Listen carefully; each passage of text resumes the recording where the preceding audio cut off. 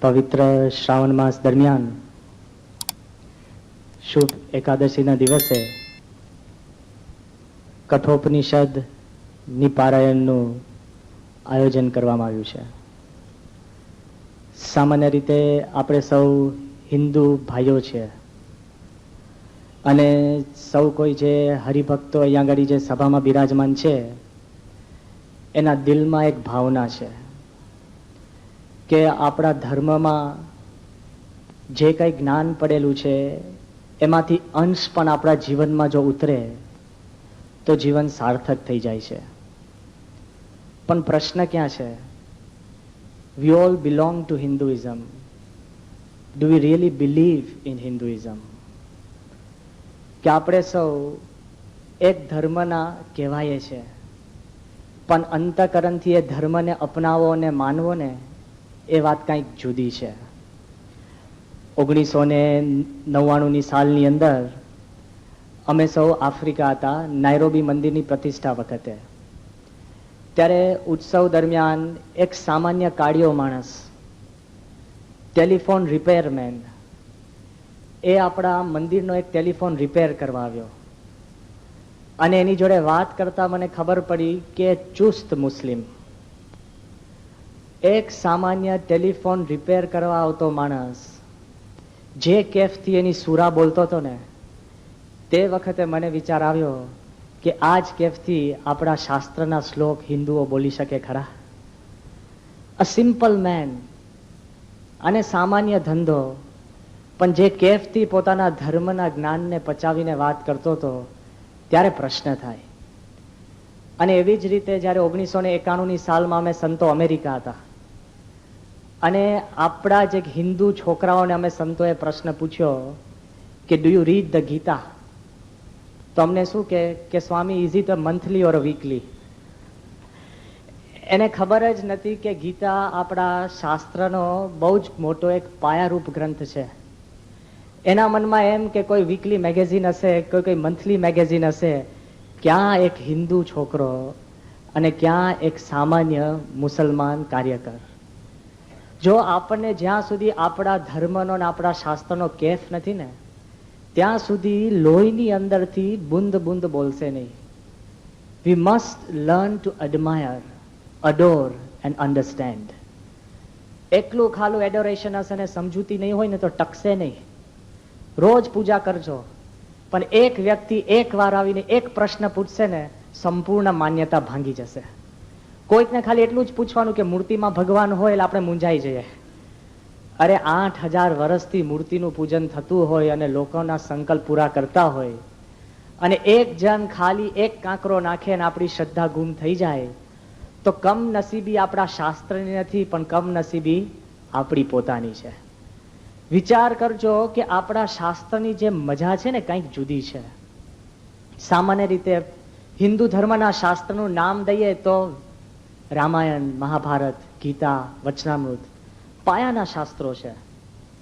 પણ એ સૌ કરતા આદિમાં આદિ જો કોઈ પણ શાસ્ત્ર હોય, એવું કહેવાય છે કે the oldest scripture of mankind, ન કેવળ હિન્દુ ધર્મ પણ સમગ્ર માનવ જાતનું પુરાતનમાં પુરાતન કોઈ પણ શાસ્ત્ર હોય તો વેદ છે. વેદને અપૌરુષેય કીધા છે કે કોઈ પુરુષે રચ્યા નથી. ભગવાનની વાણી ઋષિ મુનિઓએ સાંભળી એટલે શ્રુતિ, જે એને યાદ રહ્યું એટલે સ્મૃતિ. માણસ મૂંઝાઈ જાય કે આ શ્રુતિ સ્મૃતિ શું છે? જે ઋષિ મુનિઓએ ભગવાનની વાણી સાંભળી એટલે લોકોએ શ્રુતિ, શ્રુત ઉપરથી શબ્દ, અને જે એને યાદ રાખ્યું અને વાત કરી એટલે સ્મૃતિ. શ્રુતિ અને સ્મૃતિની અંદર જે વેદની વાણી અંદર આપણને પ્રાપ્ત થઈ, એ વેદ બહુ જબરજસ્ત છે. પણ કોઈ કે અમને પ્રશ્ન પૂછ્યો કે સ્વામી, એવું હોય કે કોઈ માણસે ન રચ્યું એને શાસ્ત્ર બને? થઈ ગયો ને પ્રશ્ન તરત આપણને. આપણે કહીએ છીએ કે વેદ કોઈ પુરુષોએ નથી બનાવ્યું, પણ બાઇબલ કહો, ઓલ્ડ ટેસ્ટમેન્ટ કહો, મોઝીસ કહો કે પછી કુરાન કહો તો મહમ્મદ, પણ કોઈ પણ એવું દુનિયામાં શાસ્ત્ર હોય કે મનુષ્યએ ન રચ્યું હોય? એની સામે એક જ જવાબ છે, યાદ રાખજો, કે આ જે વેદની અંદર જે વાક્યો અને સિદ્ધાંતો છે ને, એ સનાતન સત્ય છે, કહેતા કે ઇટર્નલ લોસ છે. ઇટર્નલ લોઝ માણસ શોધે અને શોધાય એવું નથી. ગ્રેવિટીનો નિયમ છે, ગુરુત્વાકર્ષણનો, કોને શોધ્યો? Isaac newton. તો શું આઇઝેક ન્યૂટને ગ્રેવિટીનો લો બનાવ્યો? એ નતો ને. એના જન્મ પહેલા હજારો વર્ષ પહેલા પણ ગ્રેવિટી હતું જ. અને કદાચ આપણે બધા ભેગા થઈને એમ માનશું કે ગ્રેવિટી, ગુરુત્વાકર્ષણ જેવું કઈ છે જ નહીં, તો પણ ગુરુત્વાકર્ષણ રહેશે ને રહેશે. તો ગુરુત્વાકર્ષણ બનાવ્યું કોને? ઇટર્નલ. સમજાઈશ? એમ વેદના જે વાણી છે, વેદના જે સિદ્ધાંતો છે, એ સનાતન છે. નથી કોઈ પુરુષે શોધ્યા, પણ ઋષિઓએ સાંભળ્યા અને ઋષિઓ યાદ રાખ્યા અને પછી આપણને આપ્યા. પણ પ્રશ્ન ક્યાં છે? 4 વેદ છે, ઋગ્વેદ, યજુર્વેદ, અથર્વવેદ અને સામવેદ. પરીક્ષા નથી લેતો, ઘણા ફેલ થશે. કે 4 વેદ છે, એ વેદ છે એટલા બધા જાયન્ટ છે ને, એમાંથી કોઈ પણ વસ્તુ ડિસ્ટિલ કરવું ને બહુ અઘરું છે. અત્યારે સામાન્ય વાત કરું કે વેદ વ્યાસે વેદ લખ્યા નથી, પણ એને કમ્પાઇલ કર્યા. એટલું બધું વૈદિક જ્ઞાન હતું, એને 4 ગ્રંથની અંદર કમ્પાઇલ કર્યા અને આપણને 4 ગ્રંથ આપ્યા. કેના જેવું અઘરું કામ છે કે પેલું વસ્તી ગણતરી કરવા નીકળે ને, બધી માહિતી ખોટી હોય છે. આ બધા કમિશનરો બેઠા છે અહીંયા આગળ 4-5. વસ્તી ગણતરીની અંદર મને ખબર છે કે તમે પૂછવા જાઓ ને, સત્સંગની વસ્તી ગણતરીની અંદરની વાત કરું છું, બહારની તો પછી કહું છું. એક ભાઈની પાસે અમે ગયા, અમે કીધું કે કાકા બહુ જૂના સત્સંગી, બાપ દાદાના સત્સંગી. આપણે કીધું કાકા ઉંમર એ કે લખો ને 70. મેં કેમ લખો ને 70? એટલે એ કે હારું 75 લખો. લે 2 મિનિટમાં 5 વર્ષ વધી ગયા. અને મેં કીધું દીકરા એ કે 2-3 છે ને 2 બીજે 12 છે. લે આવી રીતના માહિતી પદ્ધતિસર આપવાની વાત છે. તો તમે સેન્સસ કરવા જયારે નીકળે ને માણસ, તો સેન્સસની અંદર પણ માહિતી ભેગી કરવી ને બહુ અઘરી છે. વર્ગીકરણ કરવું ને એ જ માથા ભારે છે. અત્યારે જે દુનિયામાં એક ખેલ ચાલે છે ને, ધ હ્યુમન જીનોમ કરીને, કે આ જે મનુષ્ય શરીર છે એનો જે ડીએનએ, આરએનએ, એના જેનેટિક કોડ છે, એ જેનેટિક કોડનું આખું મેપિંગ થઈ જાય ને, પછી એવો એક રોગ નહીં રહે કે જેને મનુષ્ય દૂર નહીં કરી શકે. અત્યારે તો શરદી જેવો એક રોગ છે ને, એ પણ દૂર નથી કરી શકતા. આ બધા ડોક્ટર બેઠા છે, એવું કહેવાય છે 50 જુદા પ્રકારના વાયરસ છે. બરાબર ભાસ્કરભાઈ? અને શરદી માટે એવું કહેવાય છે અંગ્રેજીમાં, if you get a cold, તો તમે if you treat a cold it tax 7 days. તમે દવા કરો તો 7 દિવસમાં મટે. અને if you don't treat it, it goes અવે ઇન અ વીક. અને તમે કાંઈ દવા ના કરો તો અઠવાડિયામાં જતું રહે. હરખું થયું ને? આ બધા ડોક્ટરો બેઠા છે. એક દર્દી ડોક્ટર પાસે જઈને કહે છે, ડોક્ટર મને શરદી થઈ છે બહુ. ડોક્ટર કે કામ કર, શિયાળાની સવારની ઠંડીમાં 2 ઠંડા પાણીની બાલટી હોય ને, રોજ માથે સવારે નાખજે. પેલો કે પણ ડોક્ટર એનાથી તો નિમોનિયા થશે. હા, એ કે નિમોનિયાની દવા છે પણ શરદીની નથી. એટલે રોગ કરાવીને ડોક્ટર મટાડે. આપણે કોઈનું કંઈ વગોવતા નથી. પણ પ્રશ્ન કેવો હોય છે કે શરદી જેવીની દવા આપણે એને ફાંફા મારતા હોય છે. જ્યારે હ્યુમન જીનોમનું મેપિંગ થઈ જશે ને, ત્યારે એવું કહે છે કે એક રોગ એવો નહીં રહે કે તમે એને દૂર નહીં કરી શકો. વર્ગીકરણ, શોધખોળ નથી થતી, ખાલી વર્ગીકરણ ચાલે છે. એમ જ્યારે વેદનું વર્ગીકરણ કરીને વ્યાસ મુનિએ 4 વેદો આપણને આપ્યા, જબરજસ્ત મહેનત કહેવાય. અને એ વેદનું ક્રીમમાંથી ક્રીમ તમે કહો તો ઉપનિષદ છે. તમારે ઘાસ ઉગાડવાની જરૂર નથી, ગાય રાખવાની જરૂર નથી, અને ગાયને ઘાસ ખવડાવવાની જરૂર નથી, દૂધ કાઢવાની પણ જરૂર નથી, દૂધમાંથી માખણ કરવાની જરૂર નથી, માખણમાંથી ઘી કરવાની જરૂર નથી, ઘી દવા સાથે લઈને રોગ ટાળવાની જરૂર નથી. સીધું જ ઘી અને દવા ઉપનિષદ રૂપે આપણને તાત્કાલિક મળે છે. એવું અદ્ભુત ઉપનિષદ ગ્રંથ છે. અને એ ઉપનિષદની અંદર પણ આપણે બહુ ઝાઝી મહેનત નથી કરવી પડતી. આપની આગળ એક સત્ય વાત રજૂ કરું છું કે આ ઉપનિષદનું જ્યારે પારાયણ કરવાનું હતું ને, ત્યારે મારા મનમાં એક પ્રશ્ન થયો કે બીજા અન્ય ધર્મ અને અન્ય શાસ્ત્ર કરતા ઉપનિષદ વિશિષ્ટ કેમ છે? જેને પ્રયોગ કરવો હોય ને ઘરે જઈને પ્રયોગ કરજો, આ છૂટ છે. મેં પહેલું બાઇબલ લીધું. કોઈ ધર્મની ટીકા નથી અને કોઈ ધર્મની આપણે નિંદા કરતા નથી, પણ જ્યારે સરખામણી કરતા હોય ને ત્યારે વ્યવસ્થિત રીતે સરખામણી કરવી જોઈએ. પહેલું બાઇબલ લીધું અને બાઇબલનું પહેલું પાનું ખોલ્યું ને, ઘરે જઈને ખોલજો જેની પાસે હોય તો પહેલા જ પાનાની અંદર જો ભેદ ક્યાં છે? પહેલા જ પાનાની અંદર જેનેસિસ વર્સ 26, 27 and 28 એમાં ભગવાન કહે છે કે let us make man in are on image. ભગવાન એમ કહે છે કે આપણે મનુષ્યને આપણા પોતાના રૂપ પ્રમાણે બનાવીએ. પછી ભગવાન કહે છે મનુષ્યને, સાંભળજો, શબ્દશઃ બોલું છું, એન્ડ ગોડ કમાન્ડેડ મેન. ભગવાને માણસને બનાવીને એને આજ્ઞા કરી. શું આજ્ઞા? બી ફ્રૂટફુલ, ફળદ્રુપ થજે, ઇન્ક્રીઝ ઇન નંબર્સ. આ પોપ્યુલેશન એક્સપ્લોઝન ભારતનો પ્રોબ્લેમ નથી, ત્યાંથી આવ્યો છે. ફર્સ્ટ વાક્ય છે કે be fruitful, increase in numbers. પછી કે છે subdue the earth and rule over it. તું પૃથ્વીની ઉપર રાજ મેળવ અને પૃથ્વીની ઉપર શાસન કર. Subdue the earth. પછી વાક્ય લખે છે કે man you should rule over the fish in the water, over the birds in the sky, over the livestock on this earth, and over every green plant and herb found on this earth. શું કહે છે? ભગવાન મનુષ્યને આજ્ઞા કરે છે કે તું શાસન કર અને માછલીની ઉપર ને પક્ષીની ઉપર ને વનસ્પતિની ઉપર ને દરેક પૃથ્વી ઉપર જે કાંઈ જીવે છે એના પર તું શાસન કર. જો એ ધર્મની અંદર એક ભેદ રેખા બહુ સ્પષ્ટ છે. કઈ ભેદ રેખા? The ruler and the ruled. શાસક અને શાસિત. ખબર પડી? ભેદ રેખા છે. The ruler and the ruled. કદાચ પશ્ચિમી જગતની અંદર જે દબાણ કરવાની, અગ્રેશન કરવાની, કંટ્રોલ કરવાની, એકબીજાના ઉપર વસ્તુથી આમ જમાવટ કરવાની જે ભાવના છે ને, એનું મૂળભૂત આ લાગે છે, the ruler and the ruled. અને જ્યારે કુરાન લઈને પહેલું પાનું ખોલ્યું ને, પ્રથમ સૂરા અને બીજી સૂરાની હું વાત કરું છું, એમાં તે વખતે ભગવાનને પ્રાર્થના કરે છે કે હે દયાળુ પરમ કૃપાળુ ઈશ્વર, O compassionate and all merciful God, the keeper of the judgment, કે હે ભગવાન તું ન્યાયાધીશ છે. પછી વાત કરજો શું લખે છે બીજી સૂરાની અંદર. એવું લખે છે કે ગોડ ગાઈડ અસ, હે ભગવાન તમે અમને માર્ગદર્શન આપો, ધોઝ હુ ફિયર યુ, જે તમારાથી બીને ચાલે છે એને માર્ગદર્શન આપજો. સાંભળજો જો. And those who do not fear you and defy the faith, જે તમારો ડર નથી રાખતો અને જે ઇસ્લામનો ઇનકાર કરે છે, seal their eyes, seal their ears, seal their hearts, for greater pain await them in another life. કે ભગવાન જે તમને સ્વીકારતો નથી, જે ઇસ્લામને સ્વીકારતો નથી, એના કાન સજી દો, એની આંખ થીજાવી દો, એના હૃદય પર પડ મૂકી દો, કારણ કે એના જીવનની અંદર વધારે જાજુ દુઃખ છે. આમાં કોઈ ખોટું નથી, પણ કહેવાનો તાત્પર્ય શું છે કે જેમ ક્રિશ્ચિયાનિટીની અંદર શાસક અને શાસિત બે વર્ગ છે, એમ ઇસ્લામની અંદર ખાલી બે જ વર્ગ છે. સારા નરસાનો પ્રશ્ન નથી. ઇસ્લામને માનનારા અને ઇસ્લામમાં નહીં માનનારા, બિલીવર્સ એન્ડ નોન બિલીવર્સ બે જ ભાગ છે. સમગ્ર દુનિયાને ડિવાઈડ કરે છે.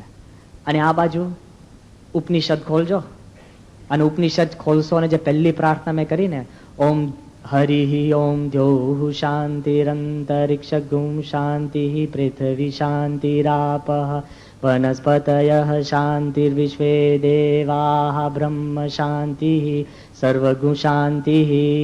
વિચાર કરજો, પહેલું ઉપનિષદની અંદર ને વેદની અંદર, યજુર્વેદની અંદર તમે ખોલશો ને તો પ્રાર્થના હે ભગવાન, પહેલા આકાશમાં શાંતિ, પછી જળમાં શાંતિ, પૃથ્વી પર શાંતિ, પશુમાં શાંતિ, પક્ષીમાં શાંતિ, વનસ્પતિમાં શાંતિ, અને છેલ્લે પ્રભુ જો તારી પાસે શાંતિ વધી હોય તો મને શાંતિ આપજે. કેવો ભાવના છે કે આખા બ્રહ્માંડની અંદર શાંતિ થાય અને પછી મને શાંતિ આપો. સ્વાર્થી શાંતિ નથી, નિસ્વાર્થી શાંતિ છે. અને હકીકતની અંદર કોઈ કાળે શાંતિ છે ને, બીજી બધી જગ્યાએ શાંતિ નહીં હોય ને ત્યાં સુધી શાંતિ નથી આવતી. એ રીત છે દુનિયામાંથી જુદા થવા માટે. એક પશ્ચિમી જગતની મેં તમને વાત કરી ને કે તમે જુદા કેવી રીતના તરી આવો ખબર છે? By being different. પરદેશમાં કેવું હોય, જુદા કપડા પહેરો ને, જુદી ચાલ, જુદી વાણી, જુદા વાળ, જુદી બોલી. જેમ તમે જુદા કપડા ને જુદી વાણી, જુદી ગાડી, જેમ જુદું કરશો ને એમ માણસની મહત્તા વધારે છે. અને ભારતમાં યુનિફિકેશન. પહેલો ઈશાવાસ્યમ ઇદમ સર્વમ યત્ કિંચ જગત્યામ જગત તેન ત્યક્તેન ભુંજીતા મા ગ્રધઃ કસ્ય સ્વિત્તનમ. પહેલો ઈશોપનિષદનો શ્લોક છે કે હે ભગવાન, આ દુનિયામાં જ્યાં હું નજર નાખું ને ત્યાં તું છે. મનુષ્યમાં જે ભગવાન છે, પશુમાં છે, પંખીમાં છે, વનસ્પતિમાં છે, કોઈ જુદાપો નથી. યુનિફિકેશનથી આપણી વિશિષ્ટતા છે, જુદા પડવાથી વિશિષ્ટતા નથી. એ આપણા શાસ્ત્રની એક અદ્ભુત વાત છે. એ વાત જ્યારે આ અંતરમાં ખબર પડે ત્યારે આપણને ખ્યાલ આવે છે કે એની વિશિષ્ટ વાત કંઈક જુદી છે. અને હકીકતમાં એવું છે, જો આપણે આજુબાજુની ચિંતા નહીં કરીએ ને તો માણસના જીવમાં પ્રગતિ નથી થતી. સમાંતર પ્રગતિ થાય તો શાંતિ આવે છે. એક ખેડૂત હતો અને દર વખતે દુનિયાની અંદર જ્યારે કોમ્પિટિશન થાય ને બિયારણની, તો દર વખતે એના ખેતરની અંદર જે પાક થાય ને એ બિયારણ નંબર 1 આવે. 10 વર્ષથી ફર્સ્ટ એનું જ બિયારણ આવે, 10 વર્ષથી. અને આજુબાજુ ખેતર કરતા પણ એનું બિયારણ પરફેક્ટ ને સારામાં સારું.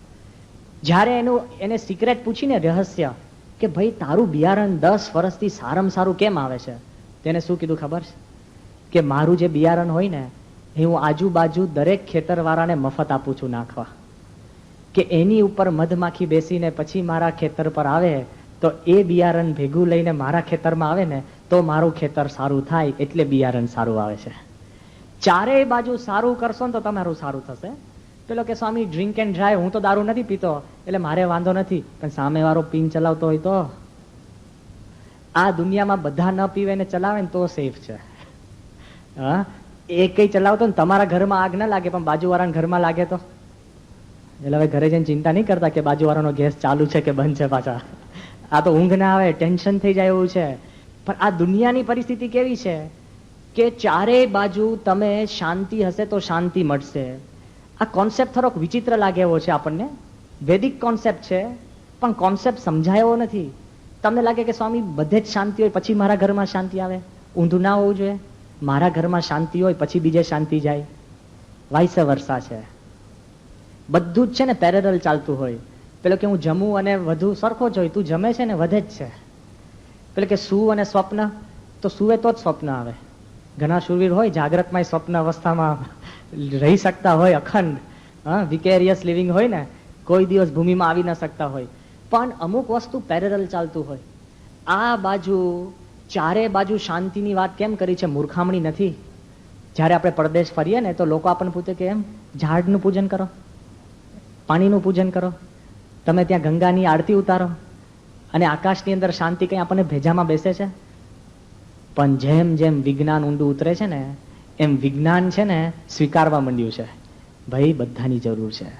પહેલા આપણા મનમાં એમ હતું કે મારે ત્યાં વાદળું આવે તો મારા ઘર ઉપર વાદળું આવીને વરસે ને એ મારી કરામત છે. એવું નથી. અત્યારે ઇકોલોજીકલ સાયન્સ આપણને એવું કહે છે કે એમેઝોન જંગલની અંદર લોકો ઝાડ કાપી નાખે છે ને તો આખી દુનિયાના વરસાદના વાતાવરણમાં ભેદભાવ થઈ જાય છે. હવે સમજાય છે. હમણાં એમેઝોન વાળા ખરા ને, બ્રાઝિલ વાળાએ અમેરિકા વાળાને ચેલેન્જ આપી. શું ચેલેન્જ આપી? બ્લેકમેઇલિંગ, કે જો તમે અમને લોન નહીં આપો ને તો અમે અમારા જંગલના ઝાડ કાપી નાખશું. આખી દુનિયા ધંધે લાગી જાય ને, ભાઈ સાહેબ રહેવા દો, ઝાડ રાખો. આખું દુનિયાને બ્લેકમેઇલ કરી શકે એવી પરિસ્થિતિ સર્જાય છે. કેમ? Ecological connectivity. હવે દુનિયા જતી રહી છે. તમને એમ લાગે કે મારા ઘરની અંદર લોક મારીને હું શાંતિથી સુઈ જાઉં ને એક ગુફાની અંદર રહીને મારું જીવન ગાળું, finished, impossible. The world is connected. તમને લાગે કે હું રહી શકું છું, એમ રહી નથી શકાતું. કેટલું બધું કનેક્શન છે ખબર છે? હમણાં ચાઇનાની અંદર એ લોકો એક્સપેરિમેન્ટ કર્યો. કયો એક્સપેરિમેન્ટ? કે ચાઇનાની અંદર એ લોકો ચોખા ઉગાડે, ચોખાના ખેતર અને ખેતરો, huge giant communes and farms of wheat, આપણે રાઈસ, અને એટલી બધી પેડી ફિલ્ડ્સ હતી. એમાં જે બાઈઓ, ચાઇનીઝ બાઈઓ એ જે કામ કરવા જાય ને તો એ ખેતરોની અંદર છે ને કરોડિયા બહુ હતા, સ્પાઈડર્સ. કરોડિયાથી સામાન્ય રીતે છે ને સ્ત્રીને બીક લાગે જ, પુરુષને બીક લાગે પણ સ્ત્રીને સામાન્ય બીક લાગે જ. એટલે આ બધી જે ખેતરોમાં બાઈ જાય ને એ બધી પાછી આવી જાય એ કે બહુ કરોડિયા છે. ચાઇનીઝ ગવર્મેન્ટે વિચાર કર્યો કે આપણે કંઈક ઇલાજ કરીએ અને આ ખેતરોમાંથી બધા કરોડિયા નાશ કરીએ. Let us destroy the spiders. અને એ લોકોએ પ્રયોગ કરીને બધા જ સ્પાઈડર્સને મારી નાખ્યા. પછી શું થયું ખબર છે? તે વર્ષે જરા પણ ચોખાનો પાક પાક્યો નહીં. કેમ? કારણ કે નાની એવી જીવાત હતી ને, એ ચોખામાં ચડી ગઈને સમગ્ર ચોખાના પાકને ખલાસ કરી નાખ્યો. આ કરોડિયા હતા ને જીવાતને ખાઈ જતા હતા, જેથી ચોખા પાકતા હતા. પછી મૂંઝાયા. એવું કહેવાય છે આખા ચાઇના દેશની અંદર સ્પાઈડર ફાર્મ્સ કર્યા, કરોડિયાની ખેતી કરવી પડી, અને એક એક કરોડિયા લઈને ખેતરમાં પાછા નાખ્યા તો 3 વર્ષે વઘાર બેઠો અને ફરીવાર ચોખા પાક્યા. એટલે કુદરત જોડે છેડછાડ કરતા નહીં, જેમ છે એમ સારું છે. જો ઇકોલોજીકલ બેલેન્સ તમે જરાક બદલો ને તો શાંતિ નથી રહેતી. સામાન્ય બેલેન્સની વાત કરું છું. આપણા શાસ્ત્રમાં એમ વાત કરી કે આકાશમાં શાંતિ રહે, હે ભગવાન, હે પ્રભુ, વાયુમાં શાંતિ રહે. હવે એર પોલ્યુશનનો બધા અનુભવ છે ને અમદાવાદમાં. આ તો મિલો બંધ થઈ ગઈ. હા, હું રોજ મંદિરે ઊભો થઈને 28 મિલના ભૂંગળા ગણતો. નવા મેં સાધુ થયા ને 81ની સાલની અંદર, મેં કહ્યું મરી ગયા તો 28 ભૂંગળા. અને કોઈકે અમને કીધું હતું કે અમદાવાદમાં ખાલી તમે શ્વાસ લો ને તો રોજનું 1.5 પેકેટ સિગરેટ પીએ છે આદર્શ સાહેબ. હા, તો પીવામાં શું વાંધો છે? કેમ એવું ના, એવું પીવાય નહીં. વધારે શા માટે નાખવું? આપણે આપણા મનમાં એમ થાય રોજ 1.5 પેકેટ સિગરેટ પીએ છે એટલું પોલ્યુશન છે, પણ એ ખબર નથી પડતી, અસર કરે છે. બર્મિંગહામની અંદર અમે જ્યારે ઇંગ્લેન્ડમાં ભણતા હતા, બર્મિંગહામમાં એક છે ને સ્પેગેટી જંકશન છે. એક પુલની ઉપર બીજો પુલ, બીજા ઉપર ત્રીજો, ચોથો, પાંચમો, એ રીતે લગભગ 17 થી 18 પુલો એકબીજા પરથી આમ જાય છે.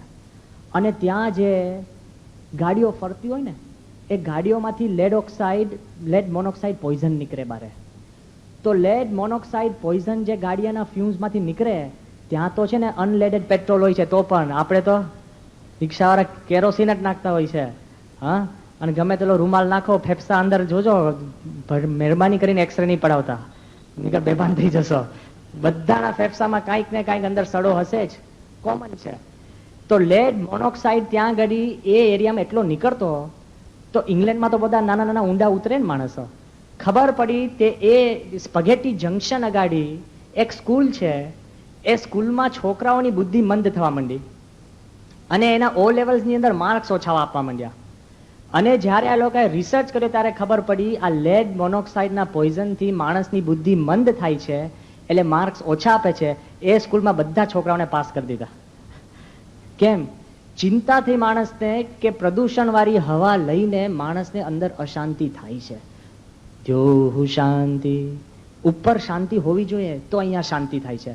અને પછી કે છે કે આપહ શાંતિ, પાણીની અંદર પણ શાંતિ હોય. પાણીમાં શાંતિ એટલે હવે કેવું, બહારે ફરવા જાવ તો આપણે બિસ્લેરી શોધીએ જ કે નહીં? હા, 6 વર્ષ પહેલા એવું હતું, કોઈના ઘડાનું પાણી પીતા હતા કે નહીં? અરે આપણે ત્યાં આગળ જઈને રેલવે સ્ટેશન ઉપર પણ જે પેલો નળ હોય ને, કોઈ નળમાંથી પાણી પીએ છે? કેમ? બિસ્લેરી. પછી યસ, નાના નાના પાઉચીસ. માણસના મનમાં એમ સેટ થઈ ગયું કે આપણે છે ને શુદ્ધ પાણી પીવું જોઈએ.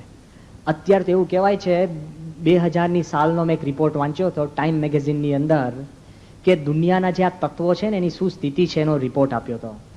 એવું એ લોકોએ સ્ટેટમેન્ટ આપ્યું હતું કે હવેના 10 વર્ષની અંદર નેક્સ્ટ વર્લ્ડ વોર જો થશે ને તો it will be fault because of water.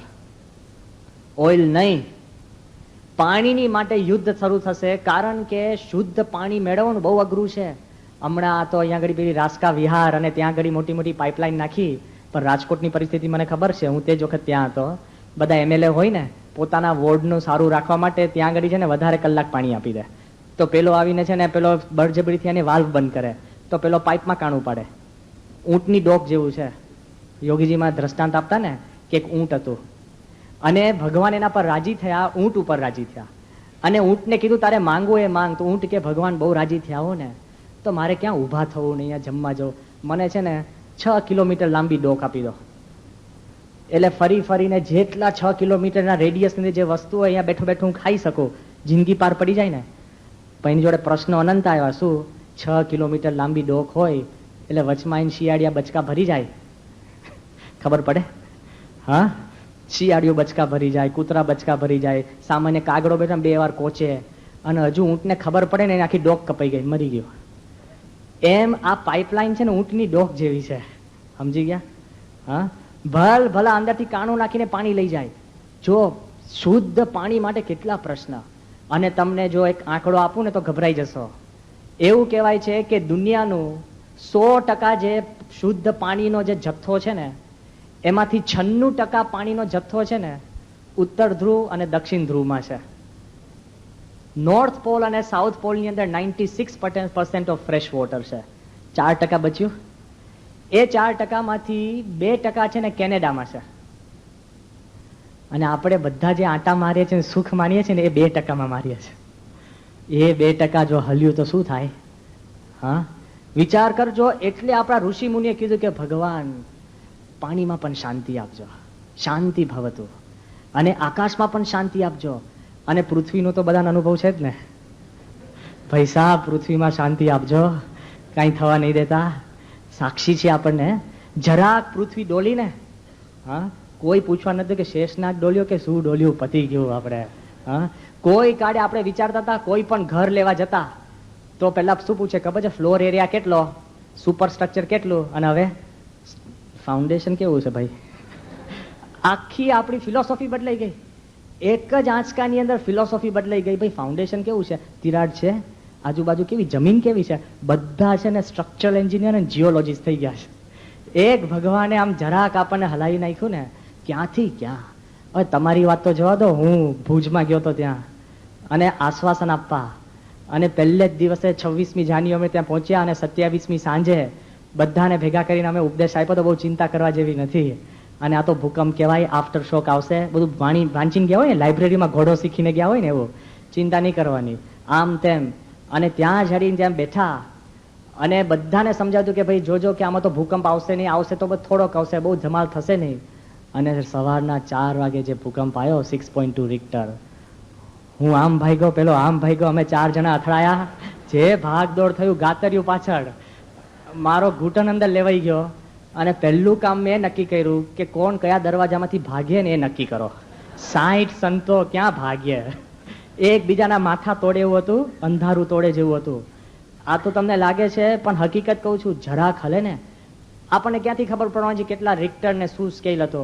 એટલે રોજ રાતે સુઈ જાઉં ને, એટલે એક નાની બોટલ રાખી હતી, બિસ્લેરીની પાણીની બોટલ, એમાં મિનિસ્કસ માપ્યો હતો. એક ટોર્ચ રાખવાની, જેવી પૃથ્વી હલે ને એટલે તમારે ટોર્ચ ચાલુ કરવાની. અને એમાં મેં જાતે પેલા નહીં ઉપર નાના નાના પોઈન્ટ્સ મૂક્યા હતા. પાણી અહીંયા સુધી કૂદે ને તો 5 રિક્ટર, એનાથી વધારે કૂદે ને તો 6 રિક્ટર, એનાથી વધારે કૂદે ને તો ભાગો. આ પરિસ્થિતિ હતી. અત્યારે કેવું સહેલું છે, પણ પૃથ્વી શાંતિ રાપહ, પૃથ્વી પણ શાંતિ રહેવી જોઈએ ને, તો શાંતિ છે.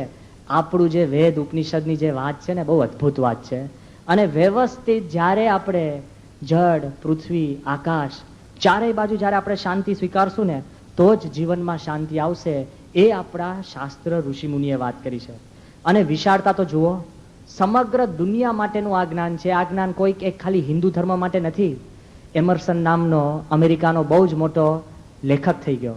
એ એમર્સને જ્યારે પહેલી વાર વેદ ઉપનિષદ હાથમાં લીધા ને, એવું કહેવાય છે કે એમર્સનના કાવ્ય ને એમર્સનના લેખો ને એમર્સનની પુસ્તકો વાંચીને અમેરિકા ફિદા થઈ ગઈ. અને એ એમર્સન જ્યારે ઉપનિષદ અને વેદ એ સ્પર્શે છે ને, ત્યારે શું લખે છે સાંભળજો. In the great books of India, ભારતની અદ્ભુત જે પુસ્તકો, in the great books of India an empire spoke to us. Nothing small or unworthy, but large, serene and consistent. The voice of an old intelligence, which in another age and climate had pondered and disposed of the questions that exercise us. એમર્સને લખ્યું કે જે ભારતની અદ્ભુત પુસ્તકોની અંદર એક જબરજસ્ત સામ્રાજ્ય આપણી જોડે વાત કરી રહ્યું હતું. એ એમર્સન એવું લખે છે કે સામાન્ય નહીં, નાનું નહીં, પણ વિશાળ, શાંત અને કહેવાય છે સાતત્ય ધરાવતું એવું જ્ઞાન હતું. એવો અવાજ કે પુરાતન જબરજસ્ત મેધાવી કોઈક અવાજ હોય એ અવાજ વાત કરી રહ્યો છે. અને કેવું કે એ વખતના સમયમાં આપણને જે પ્રશ્ન અત્યારે નડે છે ને, એ બધા પ્રશ્નનો નિકાલ કરીને બેઠેલું એ આ ઉપનિષદ. અત્યારે જે આપણને પ્રશ્ન નડે છે એ બધા પ્રશ્નને નિકાલ કરી શકે એવું ઉપનિષદ જબરજસ્ત કહેવાય. શોપનહાવર, જર્મન બહુ જ મોટો ફિલોસોફર, ભગવાનમાં નતો માનતો, નાસ્તિક. એક વાર જયારે શોપનહાવર મરવા પડ્યો ને, ત્યારે ઓ ગોડ બૂમા બૂમ કરવા લાગ્યો. ત્યારે લોકોએ કીધું કે but sir, in your philosophy there is no God. શોપનહાવરને કહે છે કે તારા તત્વજ્ઞાનની અંદર ભગવાન જ ક્યાં છે? ત્યારે શોપનહોવર શું કે છે ખબર છે? કે in suffering philosophy is not complete without God. એ કે જ્યારે દુઃખ આવે ને, આપણે કે રેલો આવે ને, ત્યારે એ ભગવાન થઈ જ જાય. કોઈ પણ એક કે ગમે તેવો આટલો મોટો માણસ હતો ત્યારે આમ ભગવાન આમ પોકારી જ જવાય, ઉપર જોઈ જ લેવાય છે, ગમે તેવો માણસ હોય. મેં જોયું બધા કે ને કે આ ભૂકંપ પછી લોકો નાસ્તિક થઈ ગયા. મેં કહ્યું ભાઈ, ભૂકંપ પછી લોકો આસ્તિક થઈ ગયા. જરાક દુઃખ આવે ને બધા ઉપર જોવા માંડે, કોણ બચાવે, કોણ રક્ષા કરે. આ બાજુ શોપનહોવર કેવો હતો ખબર છે? માણસ રોજ એક બગીચામાં જાય અને રોજ બગીચાને બંધ કરવાનો સમય થાય ને પછી કલાક 2 કલાક રોકાય. એટલે જર્મનીમાં તો બધું ટાઈમ ટુ ટાઈમ ચાલે. જર્મન પાછા ખબર છે ને, એક સીધી લીટીની જ માણસો બધા, અને વચમાં જે આવે ખસી જાય. આમ સ્ટેક જે હિટલરે શીખવાડ્યું ને એમ જ જાય. એટલા પરફેક્ટ માણસો. હવે એ જર્મનીની અંદર શોપનહોવર 2 કલાક વધારે બગીચામાં ઉભો રહે. અને પેલા બગીચાના માળીએ કીધું કે ભાઈ, કે હુ આર યુ, તું કોણ છે? તો શોપનહોવર શું કે ખબર? Since the last 20 years I am asking myself who am I. છેલ્લા 20 વર્ષથી હું જ શોધી રહ્યો છું કે હું કોણ છું. લે, કેવો તત્વજ્ઞાની હશે! ભેજામારી થાય એની જોડે. એ શોપનહોવર નાસ્તિક. એ શોપનહોવર પોતાની શોધખોળ માટે 20 વર્ષથી મથતો હતો. એ શોપનહોવરે જ્યારે ઉપનિષદ વાંચ્યા ને, શું કે ખબર છે? કે the Upanishad have been the solace of my life and shall be the solace of my death. એ કે ઉપનિષદ છે કે મારા જીવનનો સહારો છે અને મારા મરણનો પણ સહારો ઉપનિષદ જ રહેશે. વિચાર તો કરો, નથી હિન્દુ માણસ પણ જિંદગીના અંત સુધી ઉપનિષદને વફાદાર રહેવા તૈયાર હોય તો આપણે હિન્દુ તરીકે કેવી કેફ હોવો જોઈએ? આપણા મનમાં એક તમન્ના હોવી જોઈએ કે આપણા શાસ્ત્રો છે કંઈક જુદા છે અને ઊંડા છે. તો પહેલો પ્રશ્ન આપણને એ હતો કે આપણા શાસ્ત્ર પાસે એવી શક્તિ છે કે દુનિયાના તમામ માણસો, તમામ જીવ, તમામ વસ્તુ અને વ્યક્તિને અસર કરી શકે. શા માટે ખબર છે? કે દુનિયાનો મૂળભૂત પ્રશ્ન છે ને, એનો જવાબ ઉપનિષદમાં છે. મૂળભૂત પ્રશ્ન કયો છે ખબર છે? તો વેદો કહે છે કે મૂળ આપણો માણસનો સ્વભાવ છે આનંદ લક્ષણ આત્મા. કે મૂળભૂત માણસનો સ્વભાવ છે આનંદ. અને આપણે શું માનીને બેઠા છે? દુઃખ. આપણે એમ જ માનીએ કે અમારા જો દુઃખી કોઈ છે જ નહીં. હકીકતમાં કેવું છે ખબર? માણસને 5 દુઃખ હોય ને એને 50 જેવા લાગે, અને 50 સુખ હોય ને તો 5 જેવા લાગે. કોઈ કાઢે છે ને આપણને સુખ હોય જ નહીં. નોબડી સેટિસ્ફાઈડ વિથ હિઝ લોટ. પોતાનો દીકરો જોવે ને ઘરમાં હોય ત્યારે વાંધો ના આવે, પણ બહાર જાય ને ત્યારે લાગે બીજાના હારા છે. હા, સતત તમે જોજો, પોતે જયારે મિરર સામે જોતા હોય તો પોતાનું રૂપ આમ સારું લાગે, ભલે નાક વાંકું હોય ને કાન વાંકો હોય ને મોટો ખીલ હોય ને આંખ થોડીક ત્રાસી હોય, એ કે ના આમ તો આમ સાઈડમાંથી સારી લાગે છે. કોઈ દિવસ પોતાનો પ્રશ્ન ના હોય, પણ જયારે બહાર જાય ને ત્યારે લાગે કે હારું કઈ ઠીક નથી. Nobody is satisfied. મૂળભૂત આપણો જે શાસ્ત્રનો જે પ્રશ્ન છે કે માણસને આનંદ. ઉપનિષદ શું કે છે ખબર છે? કે માણસની મૂળભૂત બર્થ રાઈટ છે આનંદ. જન્મજાત હક છે. આપણે અત્યારે માનવ હકના દેશમાં રહીએ છીએ ને. હા, અત્યારે કઈ પણ વસ્તુ કે માનવ હક, અમારા હક શું, તરત જ હક શરૂ થઈ ગયા આપણે. તો આપણા શાસ્ત્રો શું કે છે ઉપનિષદ? કે જો એકમાત્ર માણસનો હક હોય ને કયો છે? આનંદ પામવાનો. અને આપણે અખંડ દુઃખી. કાંઈ પણ વસ્તુ હોય ને, આપણે સામાન્ય ગાડી લીધી હોય ને રસ્તામાં કોઈક બીજો સારી ગાડી લઈને જાય ને તો આમ દુઃખ. પ્રમુખ સ્વામી દ્રષ્ટાંત આપે છે કે ભગવાન આપણને સંપૂર્ણ સુખ આપવા તૈયાર હોય ને તોય તમે દુઃખ સિવાય માંગી નથી શકતા. એક ભક્ત હતો, શિવની પૂજા કરીને એટલા બધા શિવ ભગવાનને રાજી કર્યા, અને શિવ છે ને જલ્દી રાજી થઈ જાય. આશુતોષ જેટલા જલ્દી કુરાજી થઈ જાય એટલા જ જલ્દી રાજી થઈ જાય. એટલે શિવજીને બહુ તપ કરીને એને રાજી કર્યા ને પછી શિવજી કે તું માંગ, તારે જે જોઈતું હોય તને આપીશ. એ કે એમ જે જોઈતું હોય આપીશ? એ કે તારે જે જોઈતું હોય તને આપીશ. તે કે સાહેબ એક કામ કરો. કે શું? એ કે હું થોડું વિચારી લઉં. એ કે ના તું વિચારજે, પણ એક શરત, વન કન્ડિશન, તું જે માંગીશ ને હું તને આપીશ, પણ તારા બાજુવાળા પાડોશીને એનાથી ડબલ આપીશ. હવે સુખ રહે? હા, એને નક્કી કર્યું કે મારું ફ્રીજ માંગીશ તો બાજુવાળા પાસે 2 આવી જશે, ઘર માંગીશ તો બાજુવાળા 2 બંગલા, અરે ગાડી માંગીશ તો પેલા પાસે 2. કેટલું ટેન્શન થઈ ગયું. ભગવાન એને કહે છે તું માંગ તારે જે માંગવું હોય, અને એની પત્નીને કહેવા જાય છે કે હું આજુબાજુ જોઈ આવ શું માંગવું, પણ તું ઉતાવળી થઈને માંગીશ નહીં. અને બાઈનો સ્વભાવ કેવો છે? એક્ઝેક્ટ ઓપોઝિટ, ઉતાવળી જ. હા, હજુ તમે કહો એ પહેલા કામ થઈ ગયું હોય ફટાફટ. એટલે હજુ તેને બાઈને કહીને બાજુમાં કંઈક ફરવા નીકળ્યો ને જ્યારે ઘરે આવ્યો ને 3 વાર એને માંગવાના હતા. ઘરે આવ્યો ને તેને જોયું એની ઝૂંપડીને બદલે એક બંગલો હતો, પણ બાજુમાં 2. ઘરની અંદર આવ્યો તો એક ગાડી પડી, તે બાજુમાં 2. ઘરમાં સોફા સેટ, આ તે બધું જ એને બાજુમાં બારીમાંથી જોયું ને કે બધું બાજુમાં ડબલ. એને શિવજીને કીધું, હે ભગવાન, મારો 1 વર બાકી છે. ભગવાન કે હા. એ કે તમે જો ખરેખર રાજી થયા હોય ને, એ કે રાજી છું. એ કે ખરેખર રાજી થયા હોય તો મારો 1 હાથ જાય, તો બાજુવાળાને 2 જતા રહ્યા. જો ભગવાન તમે રાજી થયા તો 1 આંખ જાય, તો બાજુમાં. અને જો ભગવાન તમે બહુ રાજી થયા તો મારો 1 પગ જાય, તો બાજુવાળો. ન લેવા દેવા, બાજુવાળાના 2 હાથ ગયા, 2 પગ ગયા, 2 આંખ ગઈ. અને પેલાને બંગલો હતો તો 1 હાથ, 1 આંખ ને 1 પગ શું લેશે? જો ભગવાને સુખ માંગવાનું પણ કીધું ને તો શું માંગ્યું? દુઃખ. આપણે એમ માનીએ છીએ કે આપણો મૂળભૂત હક કયો છે ખબર છે? દુઃખ પેદા કરવાનો. અને હકીકતની અંદર આપણો મૂળભૂત હક છે એ સુખ પેદા કરવાનો છે. એ ઉપનિષદ બતાડે છે. અને હકીકતની અંદર જો સુખ ને શાંતિ જોઈતી હોય ને તો ભગવાનના ગ્રંથ અને ભગવાન સિવાય બીજી કોઈ ઉપાય જ નથી. યોગીજી મહારાજ એક પૌરાણિક કથા કરતા હતા કે ભગવાને જયારે નક્કી કર્યું મારે ઝાડ, પાન, વનસ્પતિ, માણસ બધું જ બનાવવું છે, અને બધું બનાવીને ભગવાને જયારે માણસને બનાવ્યો ને, માણસ ભગવાન સામે ઉભો રહ્યો અને ભગવાનને કીધું કે હું તો રહ્યો, પણ હવે મને હર્ષ આપો, શોક આપો, આનંદ આપો, અને મને કંઈક અંદરની ભાવના આપો, એમ્બિશન આપો, બધું સુખ દુઃખ બધું આપો, મને મજા આવે. બધું એક વસ્તુ નથી ગમતું. હા, રોજ તમને શ્રીખંડ આપે ને તો ઉબકો આવે, આપણે થોડુંક તીખું જોઈએ, બધું માણસને બધું આમ જોઈતું એમ મજા આવતી હોય. અને તે વખતે જયારે ભગવાન એને કહે છે ત્યારે લક્ષ્મીજી બાજુમાં હોય છે, ને ભગવાન છે ને આખી થેલી ઠાલવે છે. માણસ બધું એમાંથી લઈ જાય છે, શોધખોળ ને આ તે ને બધું. એમાં એક ચિઠ્ઠી છે ને ભગવાને પગ નીચે દબાઈ દીધી. પગ નીચે દબાવી અને માણસ તો છે ને આ બધા શોધખોળ ને સુખ સાહેબી ને કમ્ફર્ટ્સ ની અંદર ફરતો ફરતો બધું લઈને જતો રહ્યો. અને પછી લક્ષ્મીજી કહે છે કે તમે માણસને એટલું બધું આપ્યું છે ને તમારી પાસે નહીં આવે. ખ્યાલ આવ્યો ને? જયારે બહુ આપી દો ને પછી ના, બાપ પણ છે ને છેલ્લે દિવસે વિલ કરતા હોય, કારણ કે હું છોકરાને બધું આપી દીધું તો પતી ગયો. હા, કેટલો બધો વિશ્વાસ સગા દીકરામાં, છેલ્લે દિવસે વિલ કરે. પણ છેલ્લો દિવસ ક્યાં ખબર છે? આમાં આવે છે ઉપનિષદની અંદર, ધીરજ રાખજો બધા. હજુ પણ તે વખતે ભગવાને જે પગ મૂકી દીધો ને તો લક્ષ્મીજી ભગવાનને કહે છે કે આ શું પગ નીચે દાબ્યું? ભગવાન પગ ઊંચો કરે છે, એ ચિઠ્ઠીની અંદર 2 વસ્તુ લખી હતી. શું ખબર છે? શાંતિ.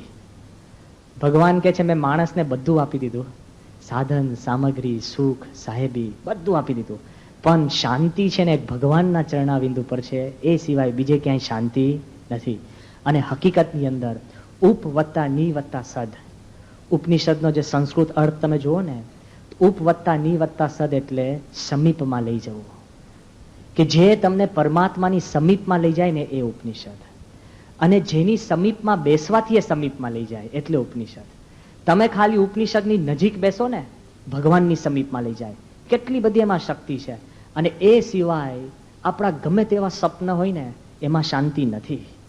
ઉપનિષદની આપણે આ ઇન્ટ્રોડક્શનની અંદર જે શરૂઆત કરીએ પહેલા, કોઈ પણ માણસની અંદર ખેવના હોય ને ફરી ફરીને ત્યાં જ આવે છે. થોડીક આપણે ઝલક લઈ લઈએ કેમ ફરી ફરીને ત્યાં આવે છે. દુનિયામાં અત્યારે કોઈને પણ એક પ્રથમ પ્રશ્ન પૂછે ને તમને લાગે છે સુખ અને મજા ક્યાં છે, તો કોઈ પણ છોકરાને અત્યારે પૂછે ને તો શું કે ખબર સ્વામી? સ્પોર્ટ્સમાં. નિર્દોષ ગણાય કે નહીં? સ્પોર્ટ્સ, રમત ગમત. હવે સ્પોર્ટ્સમાં પણ માણસ જ્યારે ટોચ ઉપર પહોંચે છે ને હતાશા જોઈ છે આપણે. કેવી હતાશા? બિયોન બોર્ગનું તમે નામ સાંભળ્યું હશે, ટેનિસ. અત્યારે ટેનિસ બહુ દુનિયાની બહુ જ સારી બહુ મોટી રમત ગણાય છે. અમે જ્યારે નાના બાળકો હતા ને ત્યારે અમે જોયું છે, અમે પણ જોતા, 5 વખત વિમ્બલ્ડન કન્ઝેક્યુટિવ ચેમ્પિયન બન્યો છે. દુનિયામાં 3 વખત વિમ્બલ્ડન ચેમ્પિયન 1 વર્ષ 2 વર્ષ ને 3જા વર્ષ બને ને એટલે રાજા કહેવાય. 5 વર્ષ બિયોન બોર્ગ, એવું કહેવાય છે કે આઈ સ્કૂલ બોર્ગ. આઈ સ્કૂલ એટલે એ હારતો હોય અને એની સામે પોઈન્ટ જાય, રેફરી ખોટું ડિસિઝન આપે પણ હરફ ન ઉચ્ચારે. અત્યારે તો રેકેટો ઉછળે તરત જ બૂમા બૂમ થઈ જાય. આઈ સ્કૂલ માથા ઉપર બરફ રાખીને બેઠો હોય ને એવી રીતના રમે બિયોન બોર્ગ. આ રમતા અમે જોયો છે એટલે હું કહું છું. હવે વિચાર કરજો કે એ માણસ એટલી નામના એને મેળવી કે 5મી વખત જયારે વિમ્બલ્ડન કપ જીત્યો ને ત્યારે કોકો કોલા કંપની વાળા ખાલી કોક બાટલી લઈ આવ્યા. એક જ કોકનો ઘૂંટડો પીવા માટે એને $1 મિલિયન આપ્યા હતા. એક તો કોક મળે, ઘૂંટડો પીવા માટે $1 મિલિયન. ક્યારે? 5મી વખત વિમ્બલ્ડન જીત્યો ત્યારે. કેવી નામના. એવું કહેવાય છે કે દુનિયાની સારામાં સારી એરલાઇન્સ એને ફ્રી ટિકિટ. બૂટનું તો બધાને ખબર છે, ત્યારે એડવર્ટિઝમેન્ટની અંદર બધા કપડા, બૂટ, આ તે. અને એવું કહેવાય છે કે કેટલી પત્નીઓમાં, બાઈઓમાંથી એને એક પત્ની સિલેક્ટ કરી અને એનો જે ડ્રેસ એને સીવડાયો તો $500,000 ના હીરા માણેક જડીને એની પત્ની માટે એને ડ્રેસ સીવડાયો. $500,000. અને તે વખતે એની પત્નીને એને જે ભેટમાં શું આપ્યું ખબર છે? આપણે આપીએ ને, અત્યારે આપણે માંગીએ ને ફ્રીજ ને શું માંગ્યો છે? ફ્રીજ ને ફ્લેટ ને એવું બધું બધા માંગતા હોય છે. પાછી કે પૈઠણ નથી લેતા, પૈઠણનો બાપ કહેવાય. હા, પૈઠણ નથી લેતા.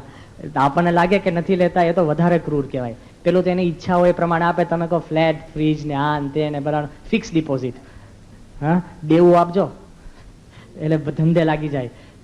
એવા શેર નાખી દેજો કે એ કઈ હક છે? ફિક્સ ડિપોઝિટ માંગે. આ માણસે જ્યારે લગ્ન કર્યું આ બિયોન બોર્ગે, ત્યારે એની પત્નીને ભેટ તરીકે ટાપુ લઈ લીધો. આવી જાઓ, ટાપુ ખરીદી દીધો, આઈલેન્ડ. એવું કહેવાય છે કેટલો સુખી માણસ કહેવાય, કેટલી કારકિર્દી હતી, પણ એક જ વર્ષની અંદર એને ડિવોર્સ આપ્યો અને 4 વખત આપઘાત કરવાનો પ્રયત્ન કર્યો. આવી જાઓ. હા, ક્યાં છે શાંતિ? તમને એમ લાગે સ્વપ્નની અંદર કે હું ટેનિસ રમીને આગળ વધું ને કાંઈક સુખ શાંતિ પ્રાપ્ત કરું? It is an there. જેમ તમે સ્પોર્ટ્સની અંદર વિચાર કરો ને, દુનિયાનો સારામાં સારો ફૂટબોલ ખેલાડી ખ્યાલ હશે, મેરાડોના. એની જ્યારે પીક હતી ને